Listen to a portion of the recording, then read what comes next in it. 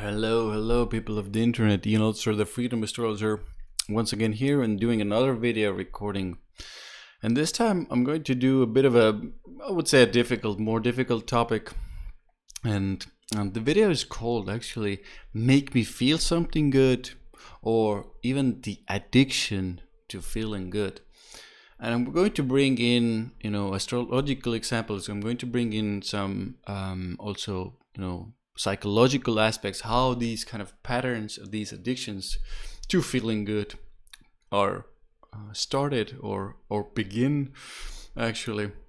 And I'm going to also show or kind of like say what you can do instead of these addictions or going into these addictions. And let's dive into it. Let's start with some of the astrological configurations that I wanted to speak to about. And the first one is let's talk about the signs, more like, let's say, impulsive signs, let's say. And when we're talking about feelings and emotions, like the title of the video is about feeling good, the addiction to feeling good. Whenever we talk about feelings, we always talk about the moon. So the moon is our emotions and feelings, and this is one of the most important parts of the moon. And the more impulsive signs for the moon that are more prone to these the things that I mentioned are kind of like the title of the concept of the video. We're talking about Aries moon. First and foremost, Aries is a very much of a kind of like quick, impulsive, I want it now. And when we're talking about emotions and feelings, this is the way the Aries moon kind of goes towards. And this is the reasons why the Aries moon can be very much addicted to kind of always feeling, let's get something new, let's get something new kinds of feelings, new kinds of emotions, new types of feeling good, into my system, so I will feel better, I will feel good. And hopefully you can start to understand when I say this is kind of like one of the bases of starting to get more addicted to feelings, emotions. Now the second sign that is also a bit impulsive here is the Scorpio moon. I hope you can see. I think you can. Now Scorpio moon is a bit different. Scorpio moon they can suppress a lot of their emotions and suppress. And then once the suppression can't happen anymore, then those intense feelings, then those intense emotions come out. And also remember, guys, Scorpio is extremes as well. So the moon feelings, Scorpio extremes, the Scorpio moons go towards extreme sensations, extreme feelings, which can also lead to, those intense desires of, I need to feel good. I'm almost, Scorpio is very, I would say, because it's so intense and so kind of I think intense is the right word, even focused at times, but let's stay with intense right now, because they are so intensely dealing with those feelings and emotions, they can start to get addicted to them as well. And in this case, we'll talk about feeling good, feeling those let's say more positive emotions. So these are the I would say the most let's say impulsive or easily addicted to feelings and emotions, kind of from a sign perspective. Let's talk about aspects a little bit as well. I think aspects are important as well. So in the first example that I gave you, we also, with the Aries moon, we have Mars opposition to moon. So Mars opposition or square, very similar, are also one of the configurations. Remember, similar to Aries. And when we're talking about kind of like more negative things, or more addictive, these kind of difficult topics, we're talking mostly about squares or oppositions. It's easier with the squares or oppositions to go into those, let's call them more negative sides of Aries energy or Mars energy, or in this case we combine them with the moon feeling. So it's easier to go into those impulsiveness. I need to get it now, I need to feel good now, I need to feel better now types of feelings. Now the second one I wanted to really discuss with you is also, we're talking about moon square Pluto or moon opposite Pluto, and this is a square here that I'm showing to you in this example, but opposition works as well. So I'll just replace, I'm going to show you Mars moon opposition again, and now again with the Pluto it's a little bit more, subtle. At first, the suppression can happen, but the intense bubbling feelings, even with the square and opposition, we can say even a little bit like darker, intense, like addictive. I want to get it now. I want it so bad.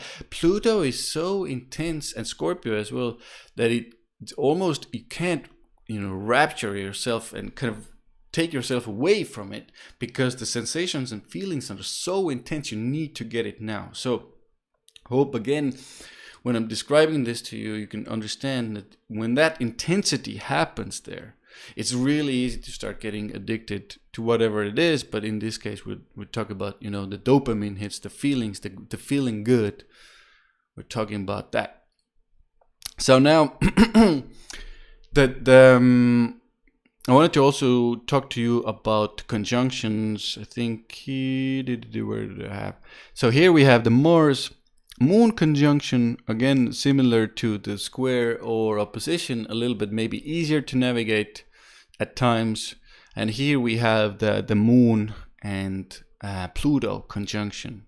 It's, again, very similar to what I talked about with the square and opposition. These are the, let's say, I would say my, let's say go-to configurations, are more obvious kind of configurations when I see that. Okay, so maybe this person has a tendency to really be addicted to their feelings, or get a lot of intense feelings, intense emotions deep down. And let's talk a little bit about that, and where does this kind of addiction happens, where does this addiction take us, and where we can experience this, where we can see this. A lot of this, starts with or in childhood still.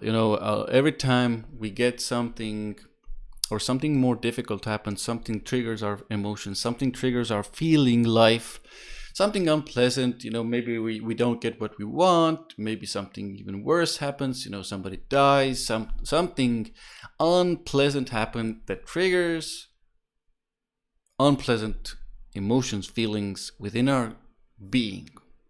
Now, what usually happens when that happens to a child? Usually the parent goes in and starts to immediately make the children or child feel better. Now, what do I mean by that? Let's say, your favorite toy broke. Let's go get a new one. Let's say, you didn't get what you wanted. Maybe somebody else got that part in the play or in the competition. The child lost, whatever it is that made the person feel worse or bad. Let's get a cookie, let's get a pizza, let's get something to make you feel better. Let's go to the cinema, let's watch that movie you like. That movie that triggers good, positive emotions immediately. Let's go into whatever it is that will make you feel better.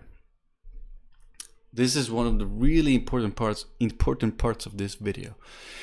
Now, this is where the kind of like the mistake happens. So instead of processing and just feeling those emotions, they get boggled down, deeper down, and let's get something on top of these feelings. Let's get something on top of these sensations, feelings, emotions, to make us feel good, to make us feel better again.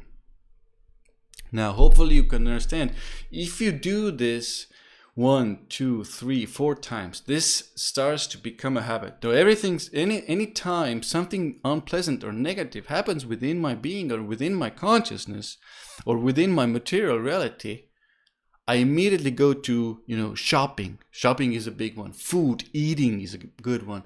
Entertainment. Now, if these kind of pile up, these won't be enough soon. No, drugs, alcohol, anything more to kind of get that more intense feeling of good into our system, into our consciousness, into our being. Let's get those good feelings in there. And this is, I hope you can understand, this is where the addiction to feeling good starts. And now, in modern times, every kind of industry is actually directed or geared towards making us feel something better, feel something good, make us feel really good about ourselves. Be it the beauty industry, be it the food industry, be it even the spiritual self-growth industry. I will, do this, then you will feel better. I will create this, you will come to this and do this meditation, whatever it is. I'm keeping it very simple. Whatever it is to make us feel really good about ourselves immediately. And one of the, problems with this is because when a person starts to talk about more of these difficult topics, let's say a teacher or like I'm doing these difficult topics, a lot of the times people go, they don't want to even hear it because the addiction to feeling good, the addiction to feeling better all the time, to feeling these positive emotions is so good, it's so prevalent, it's all we know. And so we can't even go to process, to kind of understand these deeper, darker feelings of ours. Hope that makes sense. And I hope it kind of like the snowball effect of constantly repeating the same pattern. Constantly, I need to feel better. Something bad happens, I need to feel better. Something bad happens, I need to get this. And it becomes a habit, it becomes a belief. Now we do this. And every kind of industry does that. Every kind of person does that. Instead of going into this processing of these feelings and emotions. And this is actually one of the places, or one of the really big important places, to understand where we need to go to as well. Let's put ourselves back into that childhood experience of, something bad happens, something unpleasant, something, negative happens. Let's say I don't get the part in the play. I feel sad, I feel bitter, I feel disappointed. Now, instead of immediately going to that pizza, immediately going to that, whatever it is that the person or the child really likes, it's important to start, teaching children and ourselves to process these feelings before we go and take a pizza. Now, I'm not saying pizza is bad. I'm not saying food is bad. I'm not saying meditations are bad. Not at all. Not at all. Because it's important to understand that these are good things as well. The important part about this is we can't really jump from, from this kind of lower level immediately to this very high level. These are the levels. Here are some levels that we need to go through as well before we can get to those higher levels and we can do those pleasant things.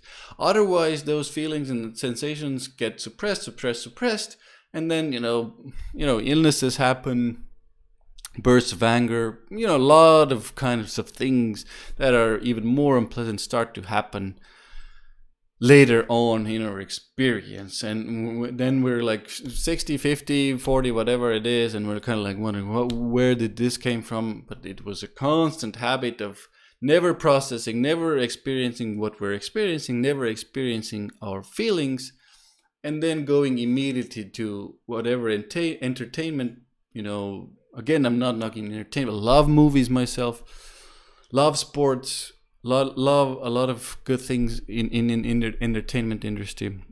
But the important part is to go towards these good, pleasant things after we process these feelings and emotions that actually are here, then from that, let's say, processed place, it's even more easier to go and make those decisions. Like, even, do I even want to or go and have a pizza? Do I even want to see this movie, or do I want to do something entirely else? Do I need to really go and make myself feel any better immediately? If I've actually processed my emotions, feelings, I know that I might be feeling a little sad, but I know that I don't actually need any kind of thing, be it an orgasm, sex, very, very popular, drug of choice, that I don't even need these things. I can be with myself and then, process these feelings, emotions, and then make better decisions later on. So hopefully this makes sense. Hopefully these configurations, make sense. And hopefully, one of my big hopes for this video is that you start to notice these patterns, that you start to notice whenever you feel those kind of lower, more difficult emotions, because we are in a kind of like a very difficult space, let's say, in our human society right now. And it's important to learn for ourselves to process these feelings and emotions, not to go immediately into those addictions, and also to teach our children, the young ones, how to process these feelings and emotions, how to take better care of ourselves emotionally, not to go immediately into those addictions, not to make our children more addicted to these gadgets, whatever it is that's out there. Something happens, play a game, here's a gadget, this is the modern, it used to be something else, now it's the modern thing. And my hope for you with this video is, hope you get a grip, an idea of this pattern, of this kind of, something happens, now I need to really go instantly into making myself feel good. I need to immediately make myself feel better. And one of the questions I would like to leave you with is, why do I need to make myself feel better instantly? Why can't I process these feelings and emotions that are actually going on within myself? So thank you very much, guys. Ian Altosaar, the Freedom Astrologer, out for now. Really enjoyed, giving this information, providing this information. Hope you enjoyed it as well. Let me know in the comments. Let me know in the comments below, how does it feel? How does it make you understand anything on a deeper level? Have you noticed this pattern? What have you done? Curious to hear. And thank you all for now.